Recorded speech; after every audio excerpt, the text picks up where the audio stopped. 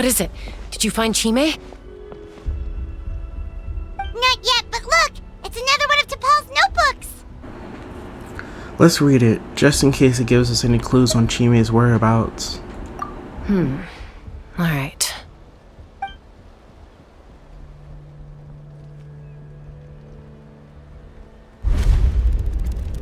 Log number 428. We decided to restart the experiments on phlogiston refinement, but without telling. This is the final obstacle to the success of the Phlogiston Wings project. We cannot fall at the last hurdle. Log number 436. Earlier today, suggested using cucosaurs as an intermediary to extract refined phlogiston. It's certainly feasible, but... Anyway, as long as our secret experiment succeeds, I'm sure won't bring it up again. Log number 443. We will conduct the experiment tomorrow. Birthday is coming up, so hopefully we'll have a birthday surprise for her. Log number 444.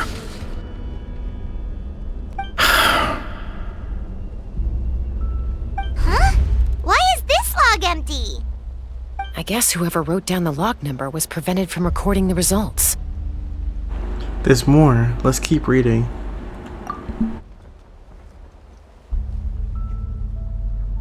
Log number 0. We lost many comrades in the accident. Among them are friends, lovers, and children. But we cannot stop now. We will keep their legacy alive and carry their dreams forward. As of today, we are scrapping the artificial refinement method. Instead, we will focus all our efforts on phlogiston extraction from live cucosaurs. They are arrogant beasts whose existence in the wild serves no one but themselves.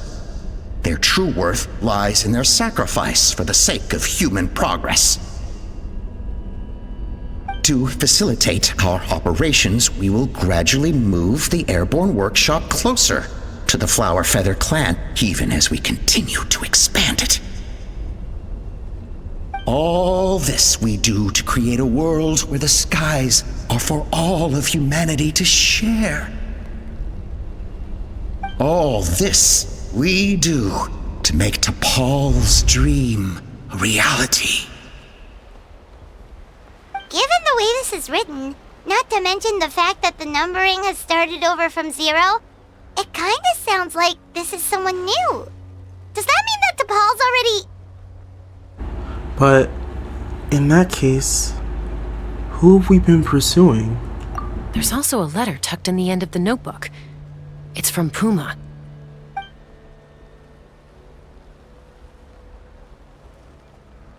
T'Pol, I don't know where you are right now, so I don't know how to reach you. My best bet is to send this letter to the Flower Feather clan. Your father is gravely ill.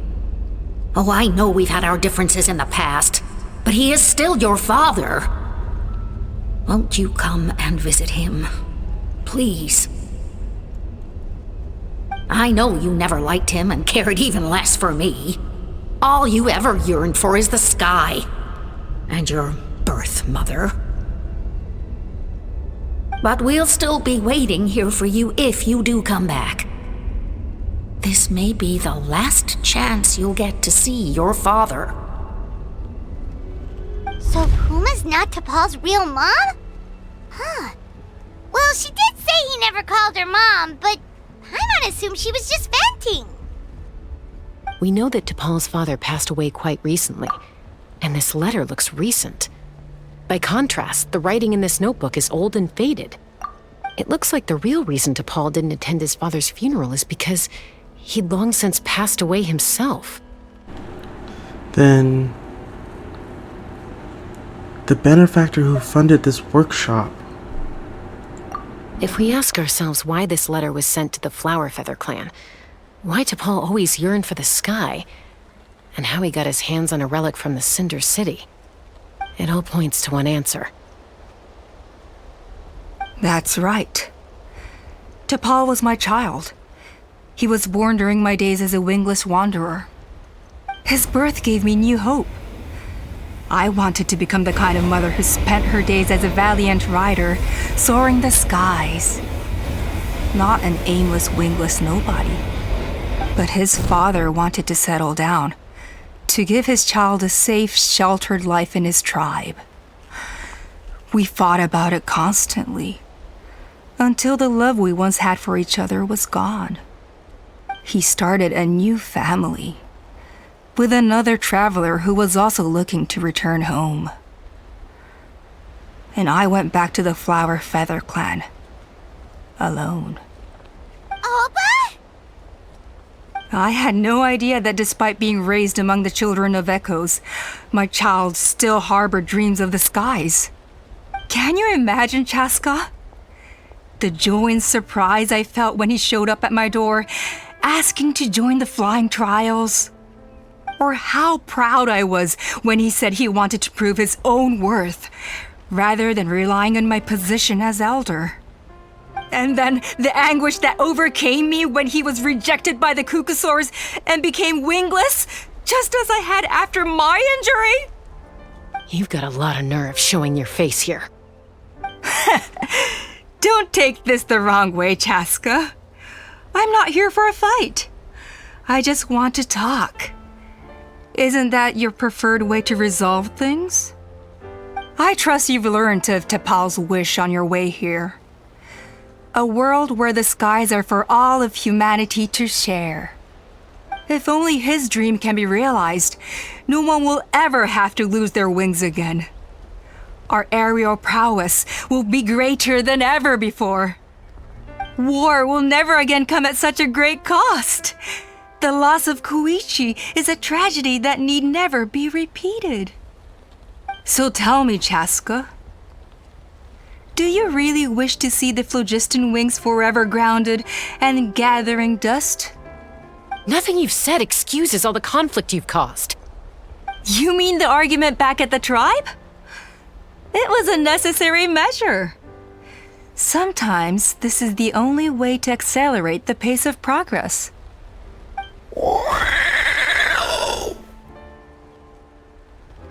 Is a mother harming her children when she coaxes them into swallowing a bitter pill? Of course not. It is a brief moment of suffering for the greater good, and the child would come to understand this in due course. The phlogiston wings are that bitter pill. We will never progress as a tribe if we cling to the scraps the Kukusaurs offer us. Once the people have embraced the phlogiston wings, they will never look back, even if they learn how the refined phlogiston is sourced. They will convince themselves that the sacrifice of a few Kukusaurs is a small price to pay for our dominion over the skies. But this I had not anticipated. I barely had the chance to introduce the phlogiston wings to the tribe before you found this place. Your plan was hardly foolproof. Yet, it can still be salvaged. Chaska, traveler, you are the hope of humanity. I'm sure you have your doubts about my methods, but know that my love for humanity and for Natlan is genuine.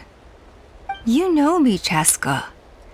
And you know that I've always treated everyone in the Flower Feather clan as my own children. As fellow humans. Surely you can understand my perspective. You wish. Alpa, Natlan doesn't belong to humans alone. And truthfully, neither do I.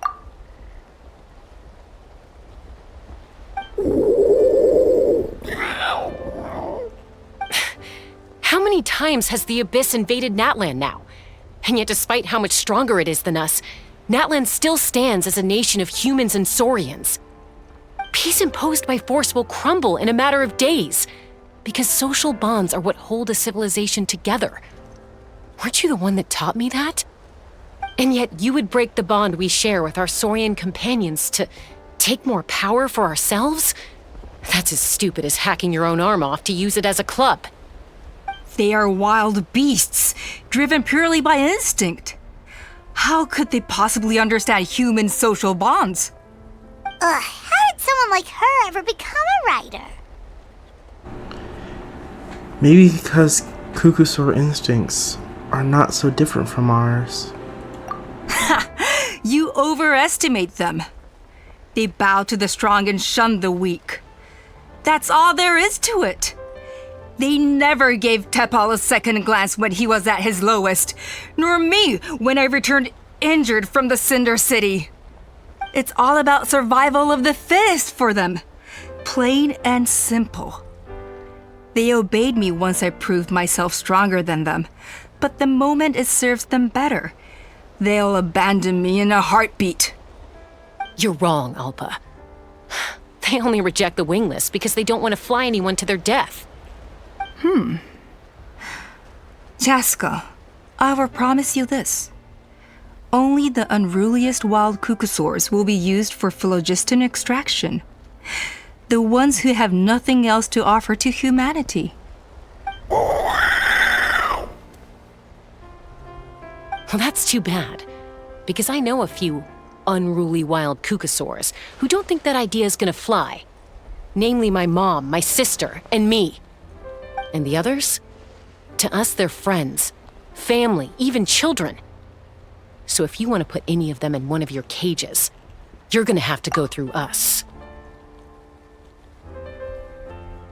Is that right? I knew you might be difficult to convince. Maybe this will change your mind.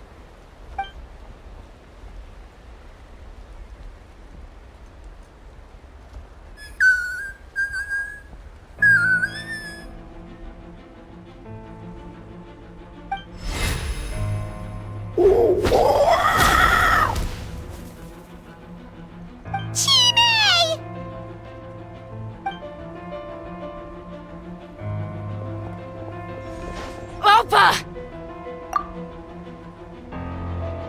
Careful! Don't make any rash decisions. Unless you want to see her suffer.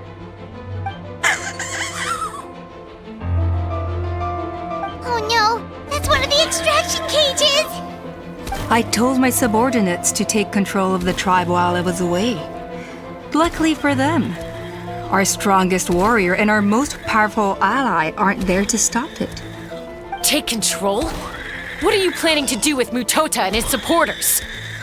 Merely accelerate their inevitable downfall. They cannot stand in the way of progress forever. It is not the move I wish to make, but I'm afraid you and your friends force my hand. And since you insist on imposing me too, I have no choice but to keep you here until the dust has settled. So that's what you meant by I just want to talk. You never intended to negotiate. You just wanted to stall us. No, Chaska. I genuinely hoped I could win you over. You are the strongest warriors we have. Put down your weapons, and I promise you that no harm will come to this young Saurian. I just need you to stay here for the next couple of weeks or so, while my people consolidate their power. Then, I will give her back to you, and you'll be free to leave. You really think that the Pyro Archon is going to let you get away with a coup? As long as the majority supports our vision, even the Pyro Archon cannot meddle in our internal affairs. Your vision is deranged, and the Flower Feather Clan will never support it. You sure about that? Then wait here and see. Time will tell. What do we do? Even if the whole tribe fights back, Mutota's in grave danger!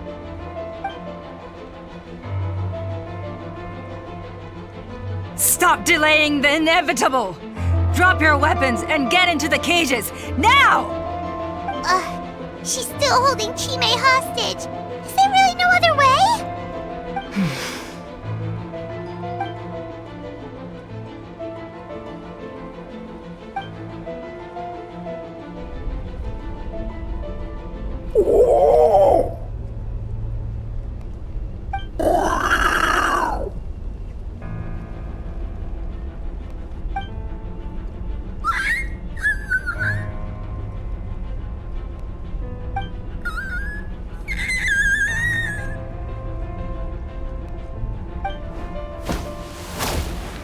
Koya? Huh? What are you yapping about? Stand down. Drop your weapons, now! This instant! Ah! Ah! No!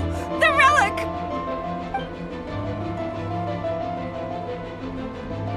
Now,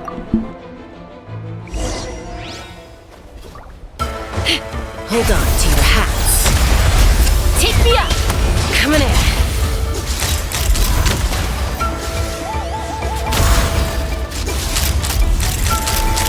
Give up! Master Scorched, which will it be?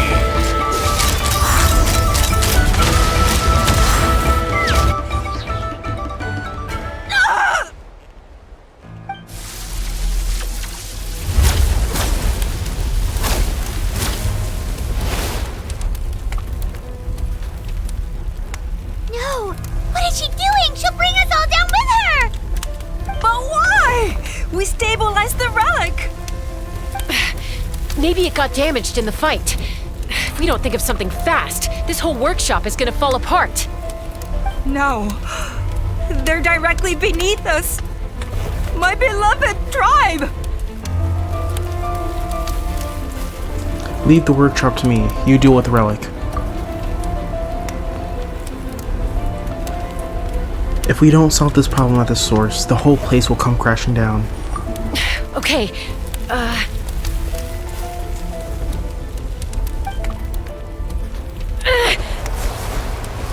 It's too powerful!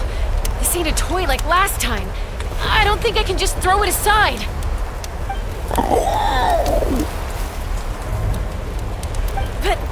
But we need to get it far away before it explodes. Then the tribe will be safe, and so will this workshop.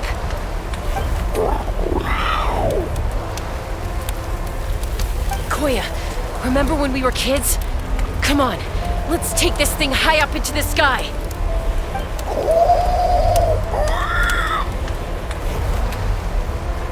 Don't worry, I know I can get rid of it before it explodes.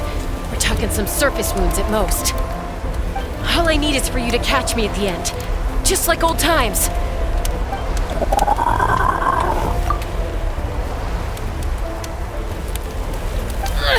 I can't hold it back anymore. We have to go. Don't be insane!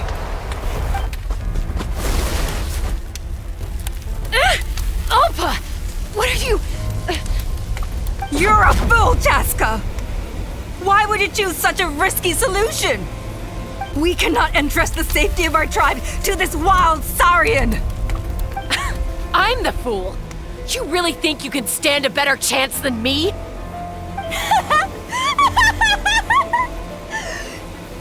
Sure, it may be asking too much for an ex-wingless to escape the blast radius in time. But I can fly it a safe distance away, even if it's the last thing I do.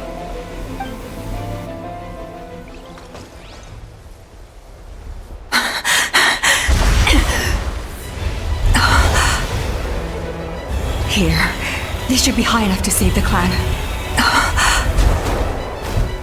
What? You don't get to die a hero today.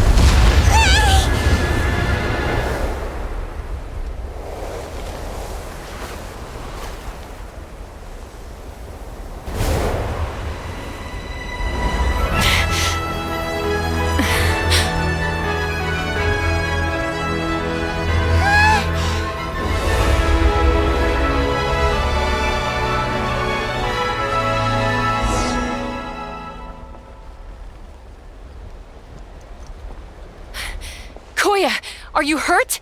Let me take a look at you.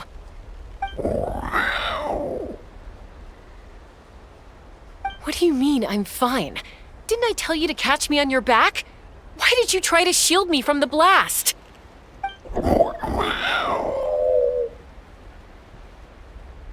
Accident? Yeah, right. Seriously, you're as stubborn as ever. Chaska, Koya! How are things looking here? All it took was a little DIY.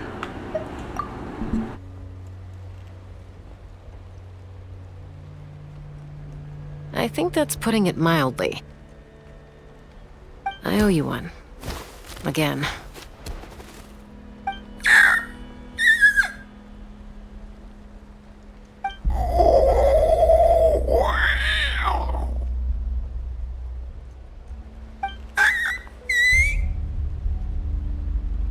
Oh, but be honest.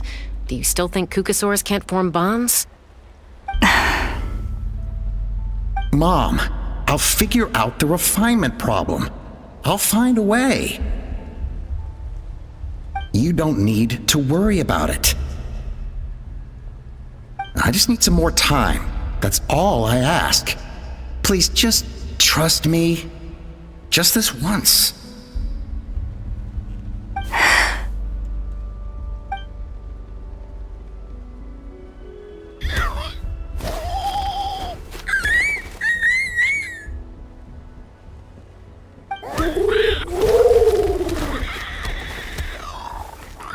The Flower Feather Clan yield to the strong. And it's up to the winners to define what strength means. So it looks like it's my turn to yield.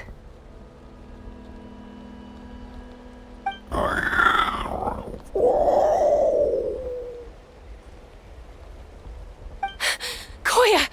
Koya!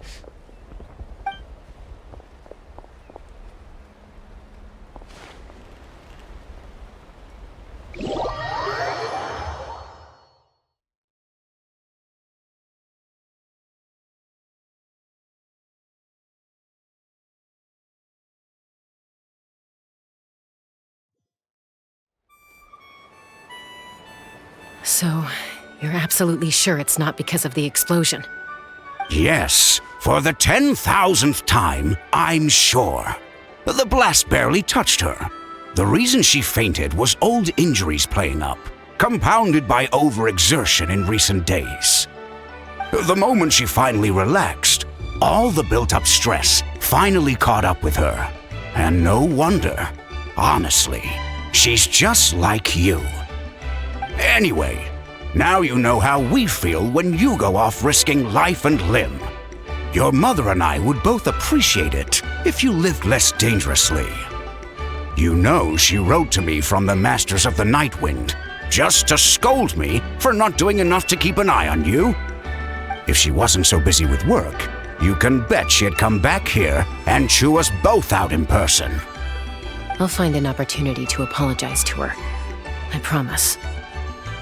You'd better. No more avoiding us, okay? And don't get me started on all the checkups you've missed. Got it. Got it. Huh? Koya? You're awake. I'll go let everyone know. Hey, but we're not done talking. What are we gonna do with her, Even after everything that's happened, she still hasn't figured out how to start the conversation with you. She keeps saying, I don't think Koya has forgiven me yet. But if you ask me, she's the one who's scared to open up and have an honest conversation. For all her confidence, she's a very sensitive soul underneath. You'd think as a peacemaker, she of all people would know how to reconcile with her family after a falling out. She must have been a handful growing up. Thank you for being there for her. And of course, thank you for keeping her safe when you were up there in the sky. Koya, Uncle Cusco, we're here! What were you just talking about now? Ha! I was just telling her that she's not to go chasing danger with Chaska ever again. Cusco, I understand how you must feel. But it's all thanks to Koya and Chaska's efforts that the airborne workshop didn't come crashing down on our heads. Oh, Paimon almost forgot to ask. They didn't hurt you while we were gone, did they? Thankfully, when her co-conspirators tried to arrest me, I was out coaching Koyer and Junan. The two of them were a huge help. They took care of things while I went around rallying the resistance. So, in the end, Alpa's would-be revolt didn't really get off the ground. And as it turns out, not all of the wingless want to see our dear Saurian friends replaced with phlogiston-powered gizmos. I'm so sorry you got mixed up in this, by the way. We should have caught on to Alpa's scheme sooner. We could have saved so many Kukasaurs from getting hurt. Most of the airborne workshop has now been dismantled. We've just left one small, harmless part intact and repurposed it as a jail for Alpa and her cronies. Let's see how they like being locked up in a sky prison. Time they got a taste of their own medicine. So, it looks like there's just one last conflict left to resolve. Peacemaker, you're up. I said I had to wait until things had blown over, didn't I? And now they have. But I still have no idea what to say. Koya, I just want to say, I'm sorry for how things went down back then.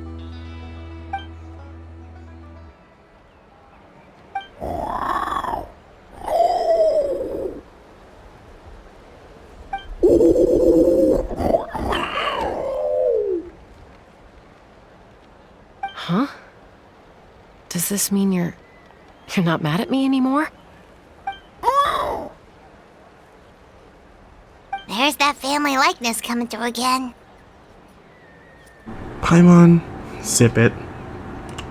But that day, when we ran into each other...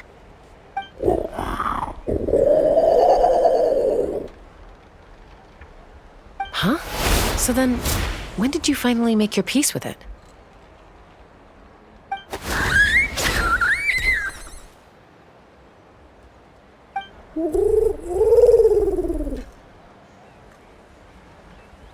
Oh, it's Chime and Chimpu. They're here